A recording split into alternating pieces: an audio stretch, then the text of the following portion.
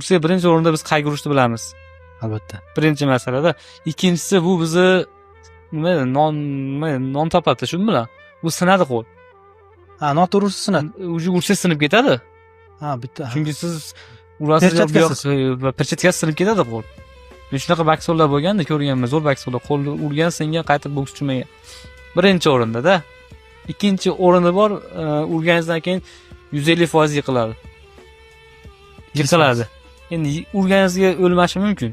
Lekin yiqilish jarayonida betonga boshi bilan tushadi-da, aniq boshi bilan tushadi-da. Shunda o'lib ham qolish ehtimoli katta-da. Shuning uchun hech qachon urishmayman. Kimdir hayotiga zamon bo'lishi mumkin. Endi o'zingizni hayotingiz birinchi, kimdir emas. O'zingizni hayotingiz zamon bo'lasiz birinchi o'rinda. Endi sizni qo'lingiz sinsa, uni ham boshi sinib ketadi. Ha, shu. Endi o'ylab qo'ying, perchetkada turib yiqib og'ritamiz endi nima? Nokaut bo'ladi. Nokaut bo'ladi-da, uxlab qoladi-da. Endi perchetkasi o'zi qanaqa xavfsizlaydi-da? Ha, suyak. Suyakda. Keyin siz bilasiz, hozir maydan turib ursiz ham sizni qayerga boradi, bitta to'shiga boradi. Qaramay ursiz ham уже refleks bo'lib qolganda hozir. Tasdig'icha harakat qiladi, urasiz, aytaylik.